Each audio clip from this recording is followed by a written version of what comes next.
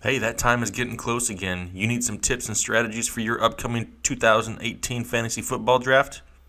I'll give you some.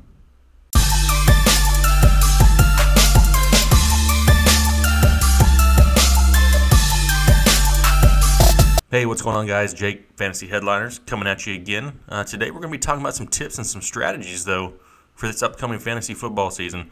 You know, every year is a little bit different. It all has to do with depth positions and your league mates and the type of league you're in. So we're going to go over a few tips and strategies today to give you a heads up, give you a foot in the door already. If you're new to fantasy football, you've been playing for a while, these are tips and strategies that anybody can use. All right, the first thing we need to talk about, and it's probably the most important thing, but it's also the most obvious thing. It's like my Captain Obvious moment. You need to know the league that you're in, the type of scoring that you're in, the roster formats you're in. Is it a PPR league? Is it a half-point PPR league? Is it a two-quarterback league? Is it a multi-flex league? What is it? You got to know these things. These things matter. This matters when you're coming to draft. You need to know how many people you need at each position, and you need to know how many points these people are going to score. And you need to chase points because last time I checked, points won ball games. Next thing you need to make sure you do, don't commit to drafting a certain position in a certain round. Take what the draft gives you. If somebody passes on somebody, take them. Say thank you. Put them on your roster and move forward. If you're committing certain positions to certain rounds, you're kind of handcuffing the potential of your team. Take what they leave you. Make sure you build a strong team with it. And take the studs if they're available. Don't pass on them just because you had a plan going in. This is a huge one, especially for me. Big advocate for this. Don't waste a pick early on a quarterback. There's a ton of fantasy quarterbacks that are going to be relevant this year. Don't waste an early round pick on one of those big names. Yes, it's awesome to have an Aaron Rodgers or a Tom Brady or, a Drew Brees or somebody on the top of your lineup. It looks good. But who did you pass on to take them? And could you get some similar value a few rounds later? I think you could. There's some names out there in some of these past videos I've put out that I'd rather wait and take. Now, am I comparing the likes of Case Keenum and Tyrod Taylor to an Aaron Rodgers? No, I'm not. But the value of those quarterbacks late in drafts could pay off big time for the players that you took in the place of that big-name quarterback. It could be a big help to your squad. This is a rule that I like to do. My first 4 rounds, it's going to be running backs and wide receivers. That's it. I'm not taking anybody else.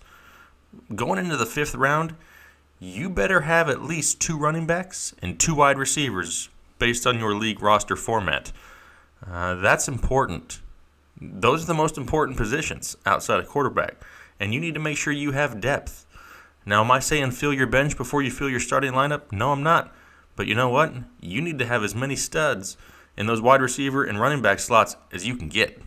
Get them early and take care of business. So I just told you to go the first 4 rounds of running backs and wide receivers. Now, I didn't exactly say which rounds you had to get them in.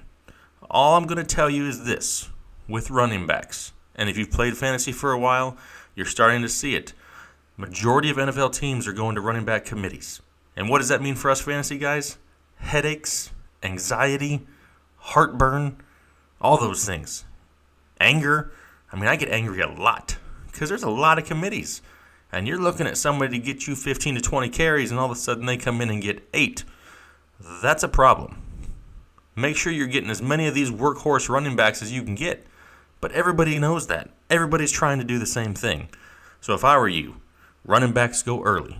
My first 2 picks in every draft are always running back. If you decide to not go running back early, be prepared for some weeks of peaks and valleys. That's right, you're going to be relying on that committee. And if you're relying on that committee, you're going to have good weeks and you're going to have bad weeks. Prepare for it because it's going to cause some gray hair. Wide receiver is a great position for depth, and it's something that you can find all season long. Now, are you going to find a Julio Jones in the 12th round of your fantasy draft? Probably not. But you can get somebody with the likes of a Pierre Garçon, or heck, in the past few years, Larry Fitzgerald has been drafted that late. That's impressive for the value you get in that round. Stack up some 2-stud wide receivers there at the beginning, but don't forget about the vets later on that can bring great value to your team. I got a video coming out pretty soon with some of those vets that you can target a little bit later and help your fantasy team. Do your homework. Be somewhat prepared. Know the names of the people that are going to be on that board, and kind of have an idea of some later round guys that you want to go after. Do your research, find some sleepers, maybe some rookies, some guys that are going to go later, and just plan on taking some of them. Do your research. Find some breakout guys. Don't just go with the guy on the top of the list of who's going to be drafted next.